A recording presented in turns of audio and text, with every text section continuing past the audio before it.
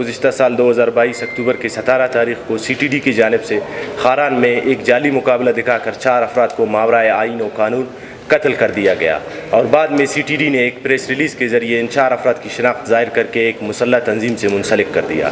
ان 4 افراد میں ایک کی شناخت BSO پجار وندر زون کے صدر تابش وسیم بلوچ تھے، جن کو 9 جون 2021 کو علی اسپتال غزدار سے AFC نے ان کے کزن محمد زکریا کے ہمراہ گرفتار کر کے لاپتہ کر دیا تھا۔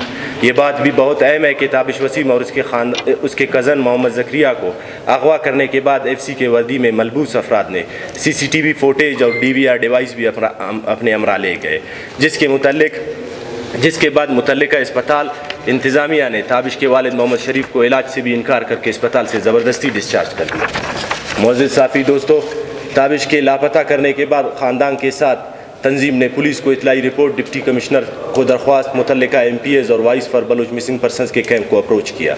مختلف اوقات میں احتجاجی ریلیاں اور احتجاجوں کا بھی انعقاد کیا گیا، اور لاپتہ افراد کے کمیشن اور وفاقی وزراء جب گورنر چوک کے دھرنے پر آئے اور یہ وعدہ کیا کہ اس کے بعد کوئی لاپتہ افراد جعلی مقابلوں میں نہیں مارا جائے گا، اور اسی دن لاپتہ افراد کی موجودہ خاندانوں کی جانب سے 52 افراد کا لسٹ ان وزراء کو حوالے کیا گیا، جن کی رہائی کی یقین دہانی کرائی گئی، اور اس لسٹ میں تابش وسیم شہید کا 36واں نمبر پہ نام موجود ہے، جبکہ ماما قدیر اور چیئرمین نصر اللہ خود اس حوالے سے احتجاجی ریلیوں اور احتجاجوں میں بھرپور شرکت کرتے رہے ہیں۔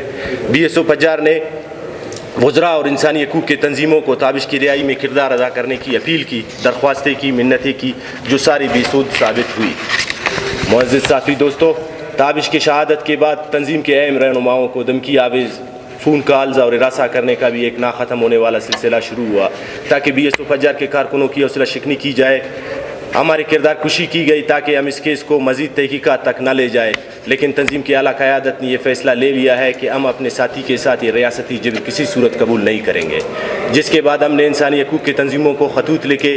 اسلام آباد ہائی کورٹ کی جانب سے قائم کمیشن کے بلوچستان کے دورے پر مرکزی چیئرمین نے خود یہ مدعا کمیشن کے سامنے پیش کیا، جس کے حوالے سے رپورٹ اب آ چکا ہے، اور جس میں پولیس کے IG نے تابش وسیم کا CTD کی جانب سے خاران مقابلے میں موجودگی اور دوسرے الفاظ میں کہا جائے تو ماورائے آئین یا تعویل میں شہادت پہ تشویش کا اظہار کیا ہے۔ معزز صحافی دوستو، ہم اور آپ یہ جانتے ہیں کہ بظاہر CTD پولیس کا ادارہ ہے اور صوبائی وزیر داخلہ کے ماتحت ہے، لیکن صوبائی سطح پر ہم تو نہیں سمجھتے ہیں کہ کوئی صوبائی وزیر داخلہ ہے یا ایسے کسی عہدے پر کوئی عوامی نمائندہ ہے۔ حکومتی ارکان اور وزراء ڈنڈے کے سامنے سربجس سجود ہے۔ تابش کے ماورائے آئین قتل، CTD کے تمام کارروائیوں پر ایک بڑا سوال ہے۔ CTD حالیہ گرفتاریوں اور آپریشن سمیت بلوچستان بھر کے عوام کے سامنے مشکوک اور غیر آئینی ہے۔ ہم مطالبہ کرتے ہیں کہ جس تشویش کا اظہار بلوچستان پولیس کے سربراہ نے کمیشن کے سامنے کی ہے، اس تشویش کو فوری ایکشن میں بدلا جائے اور ان خونی بیڑیوں کو پابند سلاسل کیا جائے۔ اور وزیر داخلہ بلوچستان کے لیے BSO کا پیغام ہے کہ بلوچ طلباء آپ کو اس بلوچ نسل کشی میں معاون قرار دیتے ہیں، اور خاران سمیت تمام جعلی مقابلوں اور گرفتاریوں کی تحقیقات ہونی چاہیے۔ تابش کے قاتلوں کو قانون کے شکنجے میں لانے کے لیے تمام قانونی اور آئینی فورمز کا دروازہ کھٹکھٹائیں گے۔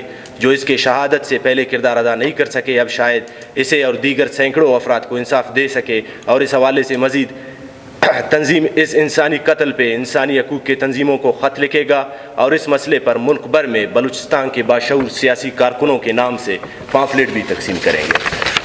جی ہاں، اس کے حوالے سے پولیس کو اطلاعی رپورٹ دی گئی ہے، ڈپٹی کمشنر کے پاس گئے ہیں، وہاں کے متعلقہ MPs MNAs خاص کر نیشنل پارٹی کے جو سینیٹرز تھے، انہوں نے جہاں اوپر تک اپروچ کر سکتے تھے انہوں نے اپروچ کیا ہے۔ ماما قدیر کا جو کیمپ ہے، ان کا جو طریقہ کار ہے اس سطح پر جو کی ہے، اور یہ جو 52 روزہ احتجاج تھا جس میں وفاقی وزیر داخلہ آئے تھے، بلوچستان کے وزیر داخلہ کو ہم درباری سمجھتے ہیں، ہم نہیں سمجھتے کہ اس کا کوئی کردار ہے بلوچستان کے حالات میں۔ آئے روز وہ بیٹھ کر CTD کی بیاف پر بیانیاں دیتے ہیں، ہم نہیں سمجھتے کہ ان کو کچھ پتہ بھی ہے اس حوالے سے۔ وفاقی وزیر داخلہ نے ہم سے وعدہ کیا تھا کہ آپ کے لوگ اس کے بعد جو بھی لاپتہ ہے وہ کم از کم جعلی مقابلوں میں نہیں مارے جائیں گے، اور اسی لسٹ میں 36ویں نمبر پر میرے ساتھ وہ لسٹ موجود ہے جس میں تابش کا 36واں نمبر ہے، اور اس میں جو ہے اس کو شہید کر کے پھینک دیا گیا۔ اور اس کے بعد ہمیں یہ بھی فون آئے، یہ بہت ہی اہم بات ہے، ہمیں فون کر کے یہ کہا گیا کہ آپ چیف جسٹس کے قاتلوں کے جنازے میں جا رہے ہیں۔ ہمیں ہراساں کیا گیا، اس کے خاندان کو ہراساں کیا گیا. ہم سمجھتے ہیں ریاست اگر ماں ہوتی ہے تو ریاست ماں کا کردار ادا کرے. اگر ریاست کی رویے اور ریاستی جبر تک بڑھ جائے گا تو ہم سمجھتے ہیں کہ ایک پرامن سیاسی کارکن کے لیے ایک پرامن سیاسی ماحول بنانا انتہائی ناگزیر ہو چکا ہے. اب اس میں بہت مشکلات ہیں ہمارے لیے. وہ ایک انسانی المیہ تھا کہ 2 بچے لاپتہ تھے بلوچستان یونیورسٹی کے اندر سے. ایک تحفظ کا مسئلہ تھا. وہاں فیمیل اسٹوڈنٹ بھی ہے، میل اسٹوڈنٹ بھی ہے. ہم نہیں سمجھتے ہیں کہ کسی بھی تعلیمی ادارے میں اس طرح کا ماحول بنایا جائے.